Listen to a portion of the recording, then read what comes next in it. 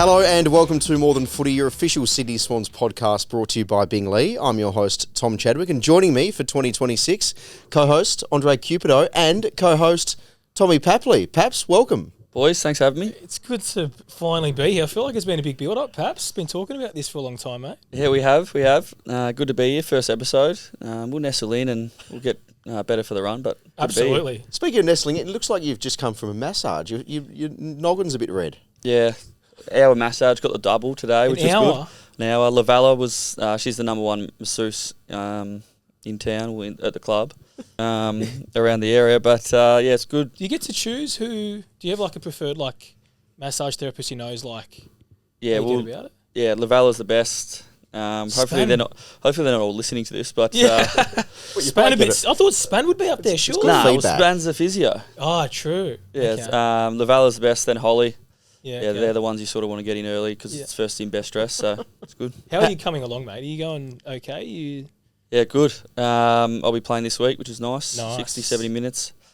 Did my calf before the Christmas break. Well, actually in the Christmas break, so goes to show you shouldn't be training in the Christmas break. Yeah, just put the feet up for 3 weeks. There, but yeah, I did the calf just before Chrissy, a couple of days out. But yeah, just timed my run nicely, which is good. And how do you work that out with the fitness staff and Coxy to manage your minutes against the Giants?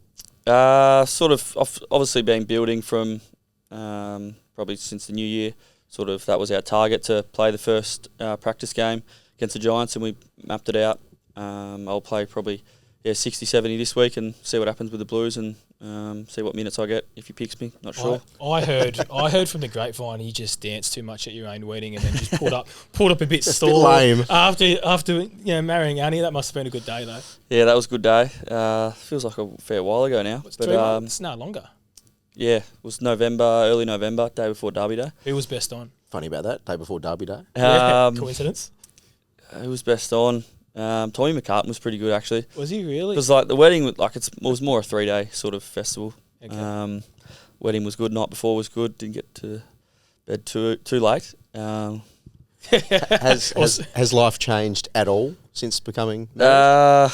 Nah, not at all really. I've actually wear my ring on the right. That is outrageous. I've broke my finger, got a dislocated finger on the left. Oh, you can't even fit it on? No, I can't fit it on. I was going to get a clip on, but I'd just lose it, so I just sort of gone with the right. Fair enough. And I'm actually surprised I have it on because I usually leave it in the locker and forget about it half the time. Don't be saying that. Hopefully Annie's not listening to this podcast as well. She'll be having heart attacks. But no, it's been good. Yep. And so, are you looking forward to hitting the track again? It must have been a long, let's say, 8 weeks. Yeah, it has been. It's been a bit of a frustrating couple of years, to be honest. I did my ankle probably in 24, 6 weeks before the finals, and I sort of rushed back and played the finals, but I was sort of underdone and ankle was sore, and then that's hampered me last year. I did my, obviously, stress fracture in my heel, and then I've did my hammy, sort of a little 1 week hammy, 2 week hammy. Then I played the rest of the year, but then I come back and I felt really good before Chrissy and did my calf, which is frustrating, but I think I've had a good run at it now and I'm feeling really good. Hopefully it's a blessing in disguise. I sort of get my body right and have a full crack at 2026. And yeah, it's a new look forward line, which is interesting. Don't have my mate down there, Wilbur, so got a new mate in Charlie, which is and Malcolm actually. Looking forward to play with those two. He was impressive. Yeah, they're good. Against they're good, the Dogs. Be nice, put a bit of pressure on, and it's good to see Brucey down there as well. Logan McDonald, he kicked 4, and yeah, it's looking good. The full line's shaping nicely. You didn't go to Melbourne, did you, for the game? No. How did you see the match from? You obviously were watching from home, however it was. In short, just you had your game review on Sunday, is that right? Yeah. How do you guys kind of look at that game? Because I feel like everyone's getting really excited. We won by 30, but I mean, there's probably plenty of improvement as well. Yeah, it was pretty scrappy, sort of patchy and a bit clunky, probably defensively, offensively. They had a few out, we had a few out, and it's always the first pracky game where you blow the cobwebs out. We've got a new game plan and probably didn't see much of it, to be honest, in the first game. Hopefully get a few more glimpses of that this week against the Giants. But yeah, it's a new game plan. It takes a fair while to get used to against actual opposition. You've seen it a fair bit in the preseason, but you probably didn't see it as much on the weekend. But I reckon next few weeks. You mentioned Malcolm. So much talk about Charlie in the off-season, and rightly so. But we were watching it up here in the media office, and there was we were football every staff time we that got the came up, footy. and every time Malcolm was just near the ball, you felt good, and you felt that he was quick and the pressure. He's going to really add to that forward six, isn't he? Yeah, for sure. He's great. He's probably the last month he's really ramped up his pressure and really stood out in the forward line. We probably haven't really had like a high pressure forward that just gets after the opposition like Mel does. So looking forward to that. BJ as well. He's really good at pressure, and even James Jordan, who's playing a role in the high half forward there. So as well as the big boys, they move pretty well. So I'm looking forward to getting in amongst them and getting amongst the goals and the pressure and things like that. I'd love to know, because from the outside looking in, when end of a footy game, you look at the forwards, you always go to how many goals someone's kicked. Like if Paps is to kick no goals, it's like, geez, did he play well? But there's so much to forward craft. When you're looking at someone like a Malcolm, looking at any small forward in the comp, what goes into the craft of like a really good quality small forward besides the goals and everything else that we see? Yeah, I think you probably got stages. I think as a small forward or as a sort of medium small forward, you sort of, I think when you first get to the club, that's what you really want to hone your craft on, is your pressure. So you first get a game, and I think the team sort of gets around that, and gives you energy, and then as you sort of keep progressing, you want to work on other things to your game. It's your goal assists, your touch, your crumbing, kicking your goals, setting goals up, scoring involvements and things like that. So I sort of started, that's sort of where I sort of started with pressure, and then slowly worked up and get a bit more of the ball. You work up the ground, you can go in the midfield and things like that. So, but yeah, I think Mel started really well. He's still played 49 games and kicked a fair few goals for Gold Coast. So he's still got some tricks in his bag to kick a few snags as well as the pressure. Yeah, it's not like he's a rookie or anything, is he? No, that's right. And you mentioned it. Gold Coast are a very good side at the moment, so it was hard to break into that side. But I think he's going to be very handy for us. I mentioned that we were watching it here as a media team. Did you notice the bloke behind the goal with the massive flag, best on ground, no shirt on? Oh my God! No shirt on. Well, no, that guy was out on the wing. There was a Swans fan behind the goals that was waving the biggest flag. He put in a massive shift. And I reckon he so was if he's one of listening one as or well. watching this, contact us. We want to get in touch. We'll get in touch, mate. Maybe that. get you a signed Tom Chadwick hat to my right. I do want to ask, though, we've spoken a lot about Mao. Charlie, in his own right, gets a lot of raps and obviously a lot of attention. But Callum Mills, in terms of form, he's been pretty vintage, but then he's obviously been voted in as the captain again this year. From your perspective, Paps, Callum Mills, the leader, player, kind of gearing up for a massive 2026, don't you think? Yeah, he's sort of similar. Hasn't had a good run at it the last couple of years. Probably hasn't had a full season since 2023, I reckon. Yeah. Interrupted 24, interrupted 25. So he's had a full pre-season, which is huge. Had a sort of sore hammy before Christmas, but that was only little. And then hasn't missed a beat since he's been back. So played sort of every intra-club and played on the weekend. And I think he'll be better for the run as well. So, yeah, he's just leadership. He's game smart. He's game sense. And, it's just nice to have him back in there. You look at the back line and see his name there. It's always good. Yeah. Hey, you mentioned a few minutes ago that obviously Will Hayward and Ollie Florence moved on in the trade period. Is it going to be strange running out against them in opening round? And is it going to be niggly? Are you going to ignore each other? Is there going to be some words exchanged? How are you going to play it, considering you're still such good mates? Yeah, I don't know how it's going. Well, Ollie will probably be at the same end of the ground as me, so that'll be interesting. Who do you reckon Ollie will play on? Probably no one. Doesn't man up anyway. We'll be clipping that up and sending it straight to him. But yeah, Wilbur, it'll be interesting. I think because he's very close with obviously Rams. Yeah. Rams and Tommy, and Wilbur's not too serious at the best of times, so it's going to be interesting to see how he takes it. But he can switch on. It's going to be interesting. He was very good against Brisbane. Brisbane, he was both very good.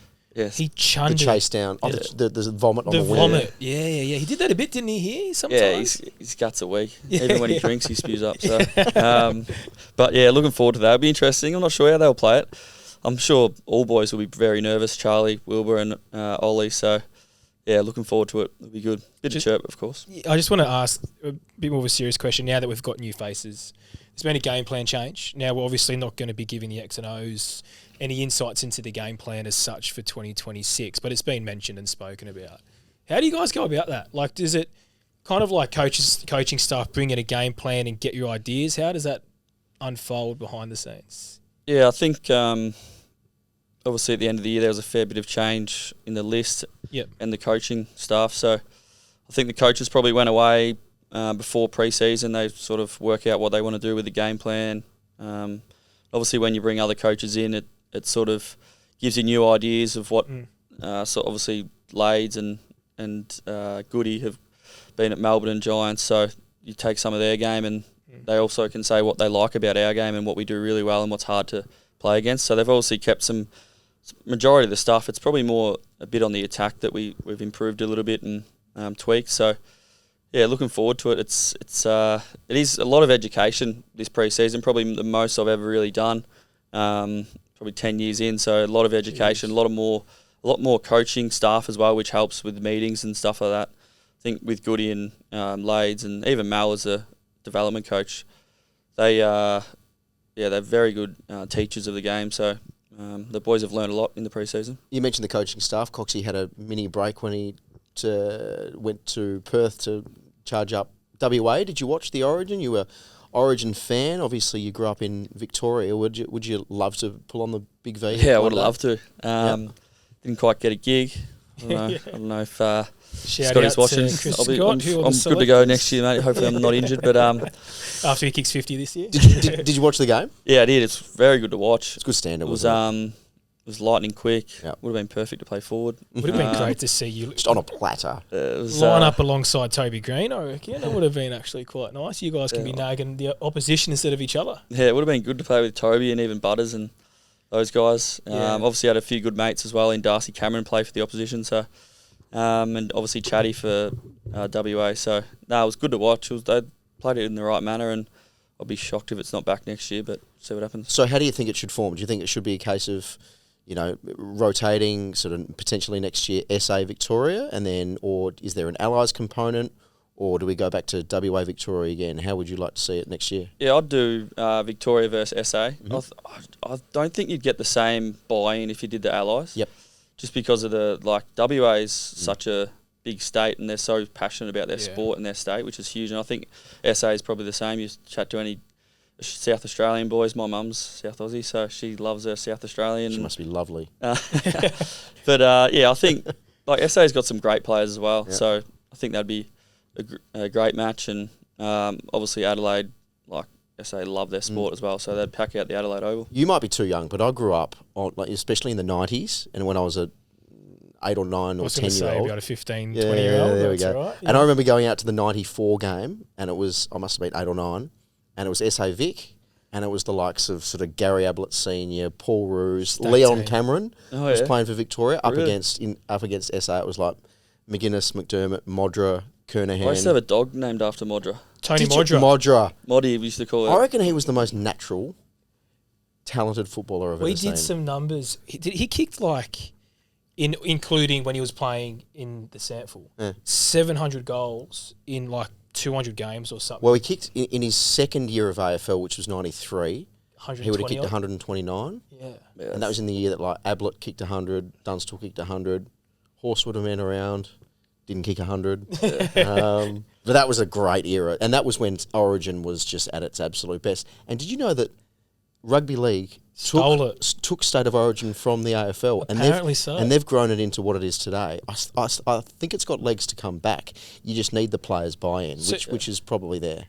So just on the Allies, you don't reckon you could probably build a team, but you're saying, would they be playing for the jumper as much as what SAWA would be? Nah, I don't personally reckon. I don't think Queensland and New South Wales, it's not really like an Allies thing. I think it's good for the juniors and stuff to play to mix and get involved in the state championships and stuff. But I think for the AFL, you got to stick to the original way they played it in WA and South Australia, Victoria. What about the rest of your off-season, mate? I know you're a cricket man. Did you get to the SCG to watch the Ashes? Yeah, I did. It was good. I went to day 1 and day 2, which was nice. Yeah. I think I even with Travis Head made a ton of day 3. That was a bucket list item. See him make a ton. Did you get into Coxy's coach into the I suite? didn't. It was No interesting. invite? Into the suite with the suits. No. No, I didn't actually. I was in training that morning and seen Coxy and Monty leaving at 10:30, so in their suits. Gave themselves With an the- early mark. So With their the ties done cricket. up, I reckon, as well. Yeah, trying to look sharp for Can't the wait part. to see Coxie again. Yeah, early marks. He to gives go us to the stick for cricket. not coming to work on a Sunday. He's so- just nicking off early to go to the cricket. Yeah, it was. Well, it was pre-season. It was off-season, there, wasn't it? I was trying to defend him now, hoping that they He watch. just wants to get a game. I do want to ask, you did an interview, perhaps, is that right? Yeah. Where did you get your polo from that day? I come up in the coaches meeting the other day. I was obviously a coach, so I didn't have a polo that day, so I stole it from Goody. Apparently, Goody was watching at home with the feet up, and he's gone, geez, because obviously the polos are different because there's It's more slightly different with the sponsors. coaches. And he's had his feet up watching the cricket, and he's gone, I reckon that's my polo. And sure enough, perhaps has somehow got his hands on it. He's wanted for the interview. Honestly, I can't get my head around how much you guys forget your polos. What's going on there? Mate, you know, my brain's like half a brain. It's not. Do you know who's one of the worst? Millsy. He is. He forgot his polo for Captain's Day in Melbourne. Really? He did not. 100%. Della texted me on the plane. You're not going to believe this. Well, we handed everything So on a platter. Della had to go to the usually. South Melbourne office to pick up a polo for Millsy. Oh, surely Millsy paid for that one as well. Unbelievable. Hey, so 4-1, the Ashes. Was it a fair result, do you think? Yeah, it was good. It was. We didn't even have half our team, so That's right. it's pretty easy. You declared 4-1, didn't you? Nah, I think I said 4-0. Oh, you said 4-0. Yeah, I thought there'd be a draw in there Draw, somewhere, yeah. but there was 4-1. Yeah. But yeah, it was pretty convincing, which was good. Love my cricket, but yeah, looking forward to next summer. Yeah, I think I had a chat with Robbie, our resident. I think he's the only. We're allowed to say Pommy? Yeah. And I thought it was going to be 3-1. I was the same. I thought they would get one off us, but I thought there was going to be a draw. Yeah. So I think it was round about the right result in the end. Well, we speak of cricket. I actually think the posts are going in on Wednesday at the SCG, which means footy's just around the corner. Yeah, nice. I do want to ask about opening round next Thursday, just maybe about 9 days away now. How excited do you get with footy just around the corner and knowing that you're going to be running out into, is it 40,000? Yep. I think I it reckon would it'll be be sellout. I'd like to think there's over 40. I think there will be for opening because round. there will be some tickets that I think are going to be sold potentially closer towards first bounce. But that must be getting you bloody excited. Yeah, it's good. It's getting little tingles thinking about it now. It is good. It's a great initiative by the AFL to get the round 0 up here. I think last time we played, who was it last year? It was Collingwood, then in Melbourne, was it? We played Hawthorn. Oh, We played Hawthorn opening round, didn't we? Yeah. But I think this is the first one Remember, we it was opened going the to be in season. Brisbane, but the cyclone Oh, yeah. took it to here, remember? That's right. So it was actually meant to be opening round in Brisbane, Yeah. Queensland. Yeah.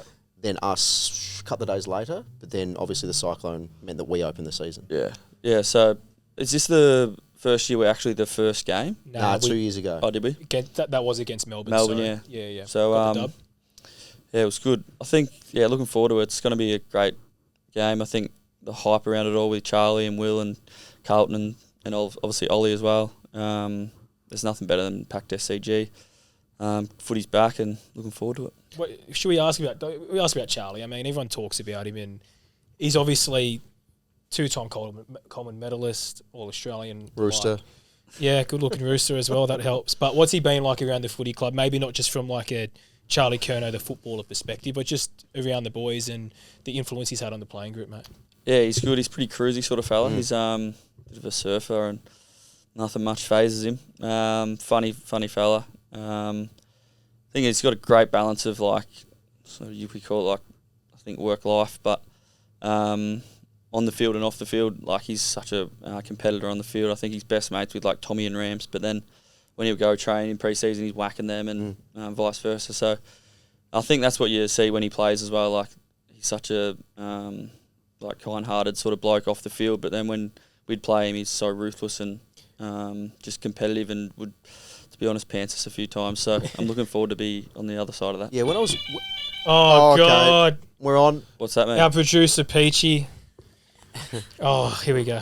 All right, Paps. What are we doing? You're leading this, Andre. Am I? Go for it, son. Gee whiz. All right, so for those of you who may not have heard, our producer, Peach May, she's just done the Swans Dares Siren. Okay. So we've got a hat here, Paps, and as our resident co-host, you're going to pick something out here. It's not on the run sheet. It's on the run sheet, right? This is a very very impromptu. Yeah, well done, Peach. I think that was good timing. You're going to pick out a Swans dare, mate. Now, you got two options. You can follow through on this with whatever you pick out, or a certain amount of money, which will be TBC, will go into a kitty, and by the end of the year, we'll donate it to a charity partner of the Sydney Swans. Yeah. Right. Are you in? Yeah, what do we got? Yeah. Go on. No looking. And just read it out into the mic. Whatever it might be. I'm nervous. Anticipation. You must call Coxy and tell him that you love him. Oh, there it is. What now? Are we doing this now? I think we're going to have to Where's do it your now. phone? Have you got your phone? Yeah, I got my phone. Oh, here we go. For those who may not have Completely heard, up to you whether you FaceTime you or can just you phone can call. FaceTime, you can call him, you can do whatever you want. I love the buy-in. Isn't he? Yeah, He's I love the all buy-in. in. Coxy's already awkward as it is.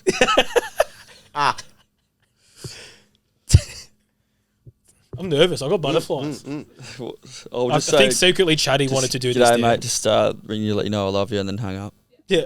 So, Please answer, Coxie. g'day, mate. I love you. He is going I hope to he be, comes up here in 2 minutes. He'll be, what is happening? What was his face like? Oh no, it's fucking nothing. Are they in a They could be in a match coaches committee? meeting, actually. No, he's in his office, I think. I hope he comes up I'm here. just in a bit. waiting for the thundering knock on the Yeah, studio. and we'll Yeah. hear him, don't you worry. In fact, there's no doubt he's going to come up. Yeah, because he knows exactly where that was coming from. Not bad, Paps. All right, not bad for a start. Should we do some Papley predictions? Yeah, I bet we all do them. Okay. Yeah, we'll go one by one. All right. You can read them out. Paps, finish this sentence. This season, the player that kicks the most goals will be Charlie Kerner. I'll go Logan McDonald, Charlie Curnow. of course. Paps, surprise. our Bob Skilton medalist for 2026 will be Errol Goulden. Callum Mills. I was going to say You Millsy. can't say. You can't. Oh, you can say whatever. I'm going you to want, say actually, Callum Stacey. Mills. I think people forget how good Millsy is. Does anyone want? Well, obviously Bob Skilton, but who's? He's won a couple. Yeah, 3 in a row though. He's won 2 in a row. Two now. in a Two in a row. If he wins 3 in a row, who's anyone else done that except for Bobby Skilton? Did Joey? Really good. Nah, I don't think so. Parks? No, I reckon Parks won 21. Lloydie won back to back. I reckon. Lloydie won 19, back 20. to back. I reckon that could be a first 3 in a row. Yeah, it was like modern era, probably for the Sydney Swans. I don't know. I have to check that out. Be very interesting, actually. That's a good shout. Would you actually? I've got another question. So, where would you put best and fairest amongst all individual accolades? So you got like obviously Norm Smith, Brownlow. Would you put it first? Obviously, like what personal accolades? Yeah, Like you're, so that's excluding premiership. yeah. Yeah, it's up there for sure. Depends on the season, I guess, for your team. Yeah, season that's like true. a premiership. If you're a BNF, best and fairest player in a premiership team, that's pretty good. Yeah, Yeah. can't go much better than that. Well, Or is it like all Australians. Coaches obviously pretty- Association, because then you know that you got 17 other Yeah. coaches that rate you, or even player voted. Like Yeah, best obviously, team like- man, Brownlow's obviously players player. the Brownlow, and obviously it's got some critics over the years, but Brownlow's a Brownlow. Yeah. A BNF is like obviously your own team, so depends on how your team goes and things like that. If you win a premiership and you win the BNF, that's pretty significant. All Australian in a BNF year, things in a premiership year, things like that. What's the most votes you've got in the Brownlow? I wouldn't have a clue. I don't get many. The umpires cop a fair bit from me. So I was about to say, I can't imagine you would be a shrinking reckon- violet out there. I reckon, and I could be wrong here. You kicked 6 snags against Richmond. yeah, I think I've got maybe about 6, I don't reckon you got 3 votes though. So you reckon in 1 year the most you got is 6? maybe 6 or 7. And what year was that, you reckon? 6, 7. There it is. What was that? I don't know. Maybe 20. What? I can't believe this is descended into chaos. 20 I don't know. I wouldn't have a clue actually, to be honest. I don't really care about the Brownlow. Yeah, well, Yeah, no, I'm fair never enough. going to win it. Hey, that's actually, what do you think, given the controversy over the last couple of years of players getting votes, like Cripps got 40. his deserved winner, Matt Rowell, but he got votes when he got 14 touches in Yeah, a game or two. Do you think the umpires are still the right people to judge, or is it a case of it could be media guys sitting up in the box that can see the stats, or coaches perhaps for each team? Where do you think that sits? Yeah, I don't know. I think it's just like tradition. So like the umpires should be able to see the stats a little bit. Like I think Matt Rowell obviously gets noticed because he's so inside, and he gets like 15 tackles a game. Yeah. So then if you look at the stats too much, sometimes the stats sort of, if you got to look deep diver into the stats, not see like 35 touches and 1 goal. You sort of want to see what impact those touches have. I think if you can have 25 touches and 15 score involvements, that's better than 30 and not maybe 5 score involvements. So it's tough. It'd be tough as an umpire trying to umpire a freaking game of AFL, and then they're asked post game, "Who's your 3-2-1?" Like, well, that's that kind of the point, and tough. it's probably comes down to what Paps is saying. Like, if you've had someone chirping at you all game, you're not going to give him votes. Yeah. Or if you've had a captain that's, good bloke, shakes their hand at the start, tosses the coin. Absolutely. Even when you're playing, like, I think it's, unless, like, I don't know, Haynes kicks 5 or something, it's sort of hard to know who's played really well. Yeah. As a player, like when you're playing. You wouldn't have a clue sometimes. Do you think Haynes can take his game to another level after the last 2 years that he's had? Yeah, it's pretty hard to get better, but...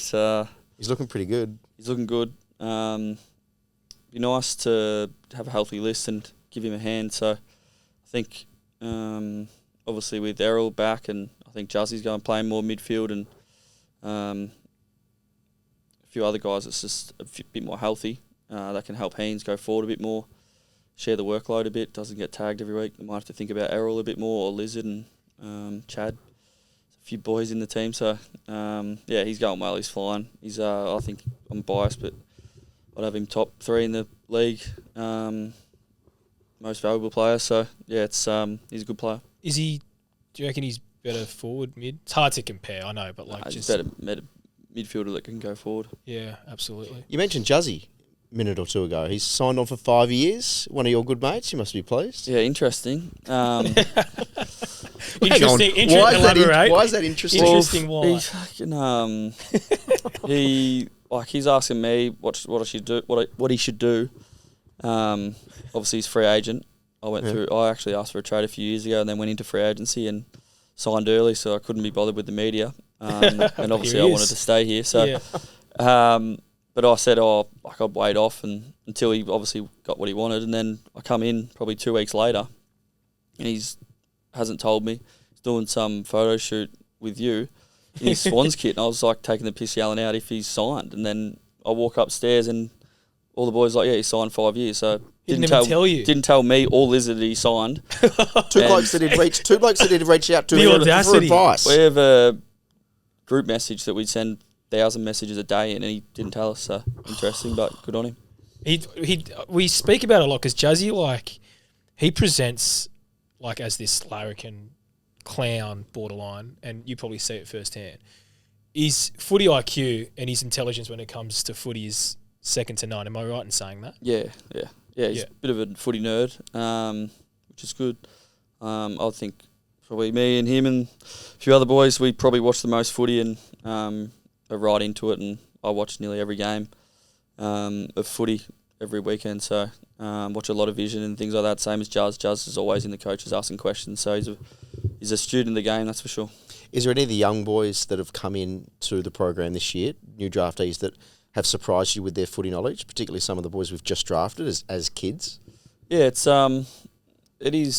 always hard as a young kid to come in and sort of know the game straight away. I think Harry Kyle has impressed probably the most out of all of them with his just impact in training and things like that. He's of great size, sort of hasn't missed a session, and he's impressed the most. I think he didn't play on the weekend, but he's only a young fella, and playing down back in our team, he's very hard to crack in. So I've got no doubt he'll play in the coming years. He's very good. He reminds me of Finn Callahan a bit. Oh, yeah. Sort of looks like him, bit of a rooster, and he's a half-back at the moment, but I'd love to see him go inside and on the wing, or inside in the twos, and he'd be dominant, I reckon. You talked earlier about just the game plan and the amount of footy knowledge you've had to consume from the coaches. Is that, from a youngster, that'd be pretty overwhelming, wouldn't it? Or even just from a player coming in trying to like earn their way pretty overwhelming, or do you kind of just it's all part and parcel of being a footy player these days? Yeah, I think the kids these days are a bit different to when I started 10 years ago, and How so? I don't know, they're just a bit rare these days. I reckon. I don't know. I don't know. From the rarest himself. I don't know. I was about to say. I don't know. They're just different, but nah, they are good, and it is a lot as a first year player, especially coming in. There's a lot of like development meetings and a lot of information that goes out, but I think you learn the most when you're playing. Out in the field. So a bit like anything, time in the job, or when you're playing, or any job, once you're in the chair, sort of doing it, that's when you learn the most. One young lad who's really impressed was Ned Bowman, and he's unfortunately just done his hamstring. Do you reckon he could still be our first debutant for 26? Yeah. Have to wait till team selection on Wednesday next week. Mate. Yeah, he's done his hammy, but he won't be playing. Which is unfortunate. He was going really well. He was going really well, wasn't he? I think he's second or third year now, maybe. Second. Second. Yeah. Yeah, he's good. He started as a half forward, but sort of went down back halfway through last year, and he's a really good. He's a smart. Speaking of smart players, he loves his footy and is all over everything. So does everything right. Unfortunately, he's out, but he'll come back bigger and better, and he can work on his sort of physical attributes like his strength and things like that. So he's a great size, sort of tall, but can move well. So and what about Jess? Someone that you're obviously and you work quite closely with him, given the positions that you both play. How far off do you think he is? Yeah, he's probably stiff. He sort of had a little bit of a sore foot and got delayed a few weeks. So he was going really well. He's sort of got himself fit. Last year he had some stress fractures in his back, so it took some time and played really well in the twos and got his chance last year. But I think this year he's gotten fit and hasn't missed a session till late, unfortunately. But yeah, he's one that keep an eye on. He's very smart. Doesn't need many touches, and he won't fumble, and he'll damage you when he touches it. So look for him in 2026 for sure. Another one's Wed. So I feel like Wed has had like yourself, perhaps like Will Edwards years, for those. Yeah, Will Edwards. Sorry, just hasn't had a good run in terms of being able to play some consistent footy. But he just looks like someone that can give it a real shake this year. Yeah, it's a great call. It's probably I'd put my money on Wed to debut this year. Yep. He's just great size. He moves really well. Like he said, he's still young. He's only 21, I reckon, but he's just sort of getting used to how big he is, and big, powerful unit, fast, strong. He's got every attribute. So looking forward to him. He can definitely play this year, and at backline's got so much depth. So it's one of the boys to go down where he can definitely hold his own. Silver lining to the injuries last year, I reckon. It just some of the boys that played that probably wouldn't have got an opportunity, and just creates a real sense of like competitiveness on the training track now, because you look at some players last year who played consistently, they have to fight for their spot now. So it's just signs of a really good club, isn't it? It is. And do you feel as though, I was going to ask, do you feel as though, I mean, last year was a year bad for injuries and we're coming off a grand final loss. It feels like there's a slightly different feel about preseason this year. Yep. There's a bit more shedding of that baggage. Is that a fair way to put it? Yeah, it's I think coming off a granny loss, you're still wounded a bit. Yep. I think personally for me, for sure, I was mentally wounded and physically still wounded. So you drag that with you for the first month or so in pre-season. Then before you know it, it's Christmas and you're into January. So this year we were back earlier than usual. You're sort of itching to go. You didn't play finals, so you sort of watch the finals, but you're not really that intrigued because you weren't actually in the finals. So sort of detached from it a bit. But this year we're ready to go straight away. Boys come in early with the young fellas, and this year definitely the gaps shortened for the sort of top 22 to the 27 that sort of are in the mix. I think there's a lot more depth this year with guys like Wed and Jazzy, and Corey Warner's really improved this pre-season, so I'd be surprised if he doesn't play a lot of footy this year. But yeah, it's going to be a good season, I think. Makes for a really good squad. Just really intrigued to see who lines up opening round, really, because you mentioned there's probably like maybe 26 or 28 blokes who are deserving of getting a jump at opening round, but obviously that doesn't fit into 22 or 23, so it'll be interesting to see how it goes. Perhaps before we wrap up, we're almost out of time, just a message for our members and fans that are considering heading to opening night, and I think, as we mentioned off the top, we're going to march down marching, are we? Driver Avenue from about 6:15. Do you like the march? Yeah, it's good when the crowd's pumping. So get their members. Yeah, Get so there what's nice your and early. message to people umming and ahhing on whether or not to come? It's going to be a fun night, isn't it? Yeah, get there early. Get there for the parade, sort of get the chants going early. The Swannies chants, the Sydney, clap, clap, clap. But yeah, get there early and have a few beers. There's a few bars around. Yes. Yeah. Get there for the march and then obviously get there nice and early into the ground. We want to see that. We like seeing the fans in there early for the warm-up. I reckon sometimes Swans fans can get there a bit late. I want to see the fans in there as we're running out. Finish your schooners early at Paddington. Do. It is. I think it's what it is. It's the Paddington crew. Yeah. So they're all because it's a Thursday night. Having a two is So new. having a two is new. Yep. At a Swans friendly venue, the Light Brigade, and they just take their time to get down the hill. Get there nice and early. Watch the boys warm up. Yeah, it is interesting because they get there so late. Like we warm up, do the first warm up, and you're like, geez, is anyone going to turn up? Yeah. But yeah, Then at quarter time, you can't move. It's rare, exactly. So no, I reckon get there early and during the game get some Sydney chants going. We want to obviously win, and if we are winning, I'd like to see one of those slow Sydney chants. You know what they used to do all the time. That'd be nice. Yeah. Well, perhaps that wraps up episode 1 of More Than Footy for 2026. You are going to be our co-host for the remainder of the year. Thanks for your time, and thanks for your time, Andre, and we'll see you at the footy. Great start. Cheers, boys. Good stuff. Hi, I'm Jasmine Lee, and Bing Lee is proud to be a sponsor of the More Than Footy podcast. Before I get bounced by Dad, don't miss our weekly Binger deals on now at Bing Lee. Go the Swannies. Good one, Jasmine. Thanks, Nana.